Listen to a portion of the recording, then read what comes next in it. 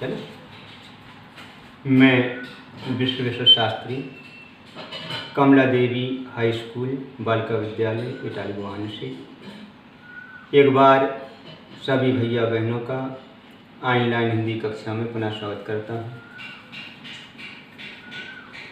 विगत एक प्रकरण के अनुसार ही पुनः हम आज सूरदास जी का अग्रिम पद देखेंगे। उसके पहले आपके स्वास्थ्य की और सुरक्षा की कामना करता हूँ। आशा करता हूँ कि आप अपने घर पर ही रहेंगे, जितना घर पर रहेंगे उतना ही सुरक्षित रहेंगे। सूरदास जी के पदों में आज जो आपका पद है क्रम के अनुसार, किलकत कान घुटुरुअन आवत। किलकत किलकते हुए,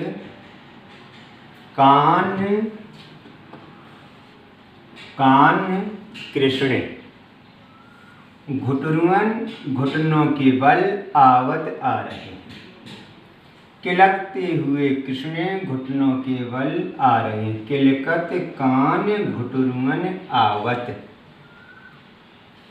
मणि में मणि में युक्त निर्मित, मणि में मणियों से युक्त, कनक सोने के, नंद के नंद बाबा के आंगन में।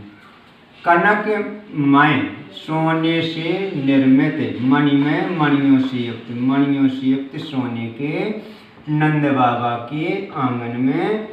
बिंब माने परछाई, अपनी परछाई। बिंब पकड़वे धावत, अपनी परछाई को पकड़ने के लिए दौड़ रहे हैं। धावत शीघ्रता से चल रहे हैं, घुटनों के बल, हाथों के बल। सोने से बने हुए मणियों से युक्त नंद बाबा के आंगन में अपनी परछाई को पकड़ने के लिए, बिंब माने परछाई को पकड़ने के लिए दौड़ रहे हैं। ऐसे किलकते हुए कृष्ण अपने आंगन में चले आ रहे हैं। आगे देखेंगे कि कबहू, कबहू माने कभी कभी, कबहू कभी कभी। निरख देखकर, हरि कृष्ण आपू अपनी, छाया छाया को, कर हाथ से, कर सो हाथ से, पकड़न चाहत, पकड़न पकड़ना चाहते हैं। कबहू कभी निरख देखकर, हरि कृष्ण आप अपनी छाया को, कर हाथ से, करिश्नो हाथ से, पकड़न पकड़ना चाहते हैं।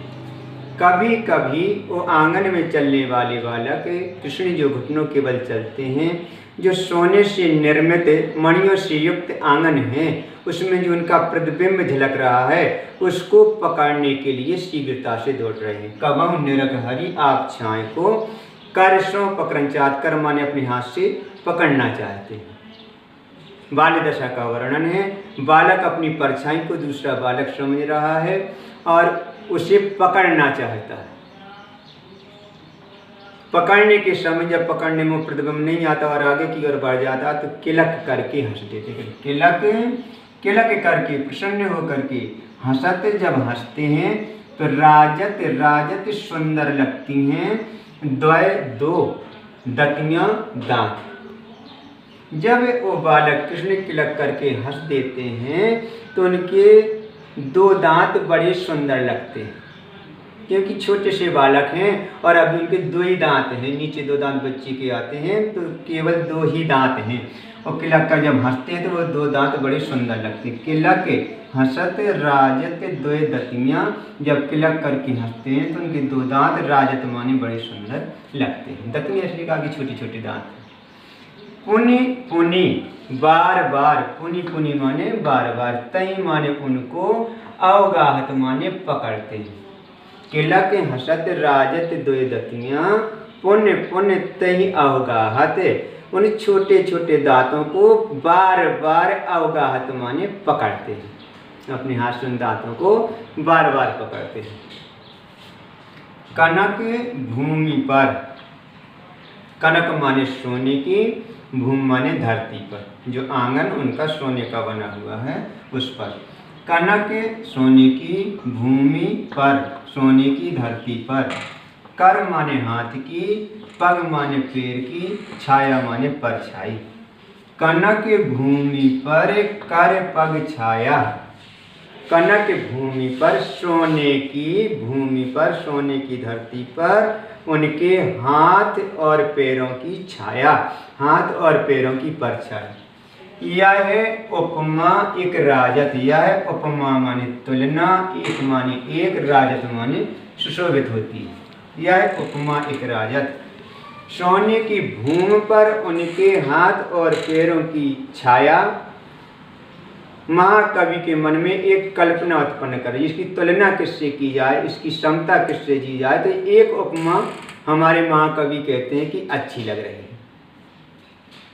करी करी, करी माने हाथ, करी करी प्रत्येक हाथ पर, करी करी प्रत्येक हथेली के नीचे। प्रतिपद, प्रत्येक पैर के नीचे, जहाँ बालक कृष्ण हाथ रखते हैं ऊपर, जहाँ पैर रखना चाहते हैं तो उनका प्रतिबिंब जो झलकता है, तो प्रत्येक हाथ के और प्रत्येक पैर के, प्रति मणि, प्रत्येक मणि में वो प्रतिबिंब जो हाथ के हथेलियों का, पैरों के कोमल तलुओं का बन रहा है, वो सोने के फर्श में जो मणियाँ जड़ी हुई उन पर प्रतिबिंबित हो रहे हैं, उनके हाथ और तलुओं की परछाई। तो करी करी प्रत्येक हाथ के नीचे, प्रतिपद प्रत्येक पैर के नीचे, प्रतिमणि प्रत्येक मणि में, वसुधा धरती, कमल बैठकी साजद, बैठकी माने आसन जिस पर बैठा जाता है। ऐसा लगता है उनके तलुओं की और हथेलियों को, परछाइयों को देख करके कि धरती उनके हाथ जहाँ रखते हैं वहाँ, जहाँ अपना पैर रख रहे हैं वहाँ एक कमल की आसन बिछा रहे हैं। ये उपमा अच्छी लग रही है, क्योंकि बालक हैं और उनकी छोटे छोटे सी हथेलियाँ हैं, छोटे छोटे से तलवे हैं, वे गुलाबी गुलाबी लाल लाल रंग के हैं, और जब ऐसे हाथ धरने के लिए हाथ उठाते हैं तो उनका प्रतिबिंब जो मणि पर पड़ रहा है, ये उंगलियाँ ऐसे लगती हैं जैसे कमल की पंखुड़ियाँ हो, और हथेली ऐसे लगती है जैसे कमल। तो ये हथेली का जो वहाँ प्रतिबिंबित हो रही है, जो परछाई जा रही है, वो कमल के समान लग रही है। उसी प्रकार छोटे छोटे से उनके तलवे हैं, उनमें छोटी छोटी पैरों की उंगलियां, जब वो रखना चाहते हैं तो मणि में वो भी कमल के पुष्प के समान ही भाषित हो रही हैं। तो महाकवि की ये तुलना अच्छी लगी। ऐसा लगता है जहाँ हाथ और पैर रखते हैं कि धरती उनके बैठने के लिए कमल की आसन रख रही है। कोमल बालक हैं, मैं कठोर हूँ, धरती कठोर है, इनके हाथ पैर न दुखने रखे, इसलिए कमल बिछा देती हो। ये उपमा हमारे महाकवि को अच्छी लगती है। करी करी प्रतिपद प्रतिमन वसुधा, कमल बैठ की साजत।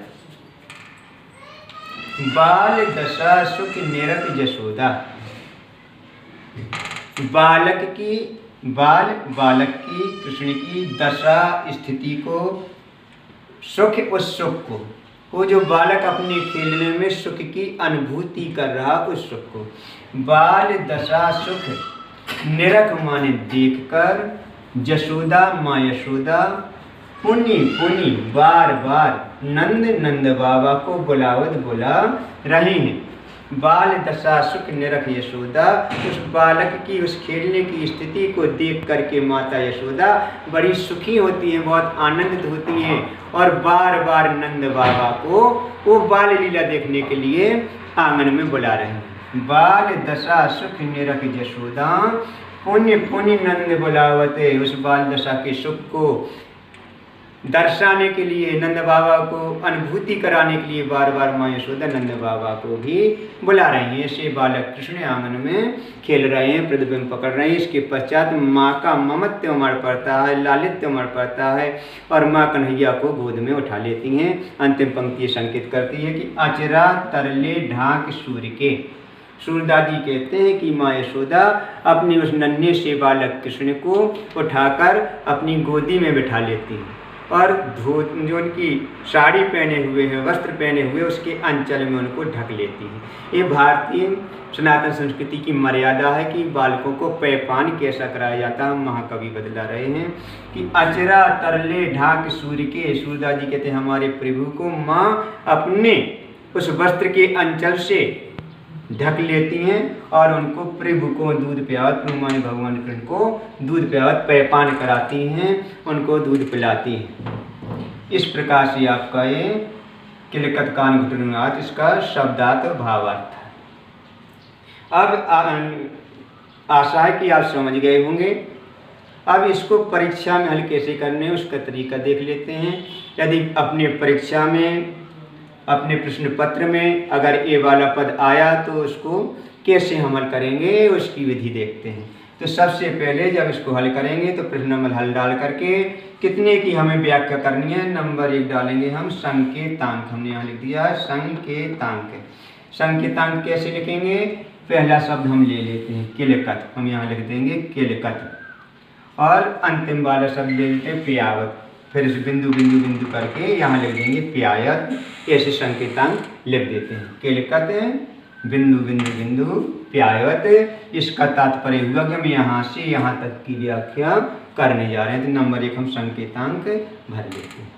संकेतांक के उपरांत आपको दूसरी हेडिंग डालनी है संदर्भ, हमने यहाँ लिख दी है संदर्भ हेडिंग डालेंगे। संदर्भ में हमने पहले ही बताया आपकी पुस्तक का नाम, पाठ का नाम, लेखक इत्यादि का नाम होता है।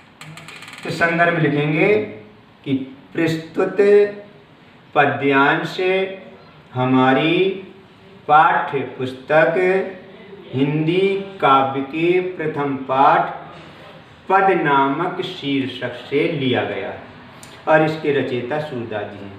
प्रस्तुत पद्यांश हमारी पाठ्य पुस्तक हिंदी काव्य के प्रथम पाठ पद नामक शीर्षक से लिया गया है और इसके रचयिता सूरदास जी। ये आपका हो गया संदर्भ।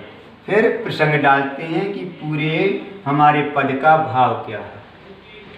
तो प्रसंग में लिखेंगे कि प्रस्तुत पद्यांश में महाकवि सूरदास जी ने भगवान कृष्ण की बाल लीलाओं का वर्णन किया है। प्रस्तुत पद्यांश में हमारे महाकवि सूरदास जी ने बाल कृष्ण की मनोहारी लीला का वर्णन किया है। इसके पश्चात, प्रसंग के पश्चात डालेंगे व्याख्या। तो व्याख्या हमने अभी आपको बताई। फिर देखिए व्याख्या डाला और उसमें किलकते हुए कृष्ण घुटनों केवल चले आ रहे हैं, मणियों और सोने से निर्मित नंद बाबा के आंगन में अपने प्रतिबिंब को पकड़ने के लिए दौड़ रहे हैं। कभी कृष्ण अपनी छाया को देखकर उसे हाथ से पकड़ना चाहते हैं। किलक कर हंसते समय उनके वे 2 दांत बड़े सुशोभित होते हैं और बार बार वे उनको पकड़ना चाहते हैं। सोने से बनी धरती पर उनके हाथ और पैरों की छाया ये उपमा दे रही है कि जैसे प्रत्येक हाथ, प्रत्येक पैर के नीचे प्रत्येक मणि कमल की आसन धरती उनके लिए बिछा रही हो प्रत्येक मणि पर। ऐसी बाल स्थिति के सुख को देख करके माँ यशोदा बार बार नंद बाबा को बुलाती हैं और कृष्ण को अपनी गोद में बैठाकर अंचल से ढककर उनको पेयपान कराने लगती हैं। आपके सामर्थ्य के अनुसार आप इसकी व्याख्या कर देंगे। अगला जो हमारा बिंदु होता है व्याख्या के पश्चात होते हैं काव्य सौंदर्य के तथ्य 2 नंबर के आएंगे। संदर्भ 2 नंबर का और काव्य सौंदर्य के तथ्य 2 नंबर के। छोड़ दिए तो अपने 2 नंबर नहीं मिलेंगे, इसलिए छोड़ना कुछ भी नहीं है। 4 नंबर की व्याख्या होती है। तो काव्य सौंदर्य के तत्व हमने पहले बताए थे कि काव्य सौंदर्य के तत्व अगर अधिक ना हम लिख सकें तो 5 चीज़ें तो इसमें अनिवार्य रूप से अपन को लिखनी है। नंबर 1 भाषा, नंबर 2 शैली, नंबर 3 रस, नंबर 4 छंद, नंबर 5 अलंकार। भाषा, शैली, रस, छंद, अलंकार, ये 5 चीज़ें इसमें अवश्य ही लिखनी है। तो आप हेडिंग डालेंगे अगली काव्य सौंदर्य के तत्व। भाषा, क्योंकि ये सूरदास जी के पद हैं और सूरदास जी ब्रजभाषी कवि हैं। इनके जितने भी इनका साहित्य पूरा ब्रज भाषा में है। तो इस पद्य की भाषा जो अपनी है वो है ब्रज भाषा। हम यहाँ लिख देंगे ब्रज भाषा। भाषा के अंतर्गत लिखेंगे ब्रज भाषा। अब शैली, तो ये आपकी गायन शैली, इसलिए इसको गेय कर देते हैं। इसी संगीतबद्ध गाया जा सकता है। तो गे या गीतात्मक,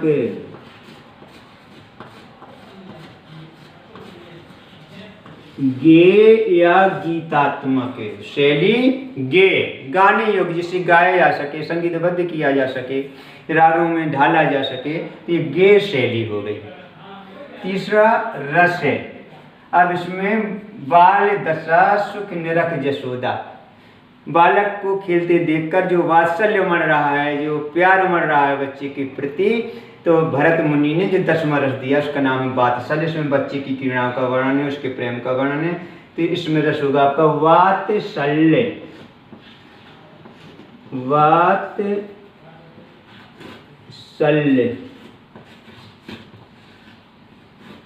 वात्सल्य, वात्सल्य बच्चों की मनोरम जो क्रीड़ा का वर्णन होता है, तो इसमें रस आया आपका वात्सल्य, बच्चे के प्रति आनंद, बच्चे के प्रति प्रेम। छंद, छंद इसमें नहीं है, न वार्णिक छंद है न मुक्तक छंद है, ये तो गाने वाला एक पद है, गे है। इसलिए हम जब जिसमें वर्णों की गिनती न की जाए, जिसमें मात्राओं की गिनती न की जाए, तो सीधा लिख देते हैं मुक्तक। छंद हो जाएगा आपका मुक्तक। अब अलंकार, किलकत कान का प्रयोग 2 बार हुआ। जहाँ शब्दों की आवृत्ति हो एक अक्षर, जहाँ वर्णों की आवृत्ति हो और एक वर्ण या अक्षर एक से अधिक बार आए, वहाँ अनुप्रास होता है। जैसे किलकत कान घुटनों ने आवत, इसमें किलक और कान में आपकी हो गई अनुप्रास अलंकार हो गया। तो यहाँ लिख देंगे अलंकार में अनुप्रास, एक अलंकार अपना बना अनुप्रास। अब यहाँ पर कमल बैठकी, कमल रूपी आसन, कमल बैठकी, कमल रूपी आसन। यहाँ रूपक अलंकार अपना लगा कि कमल रूपी आसन, उपमेय उपमान में कोई बीच में वाचक शब्द नहीं है, सीधे उपमेय उपमान लिखे हुए हैं। तो कमल बैठकी में एक आ गया आपका रूपक अलंकार। इस प्रकार हम काव्य सुंदर के तर्क देख लेते हैं, एक बार अपना देख लेते हैं। भाषा, ब्रज भाषा, शैली, गे, रस, वात्सल्य, अलंकार, छंद, मुक्तक, अलंकार, अनुप्रास और रूपक। आशा करता हूँ कि आपको समझ में आ गया होगा। और एक बार पुनः आप इसका अध्ययन अपने कक्ष में कर लेंगे। अगर कोई विसंगति होती है या कोई समझ में नहीं आता है या कोई समस्या होती है, तो आप हमें व्हाट्सएप पर सूचित कर सकते हैं। और हमारा व्हाट्सएप नंबर अंकित कर लीजिए 94 52 57 40 11। इस व्हाट्सएप पर आपकी जो भी समस्याएं हों विषय संबंधी, उनको सूचित आप कर सकते हैं, क्योंकि यहाँ कक्षा में आप कमेंट करेंगे तो डिस्टर्ब होगा, इसलिए आप पर्सनल व्हाट्सएप नंबर पर अपनी समस्या को रख सकते हैं। आपका बहुत बहुत धन्यवाद।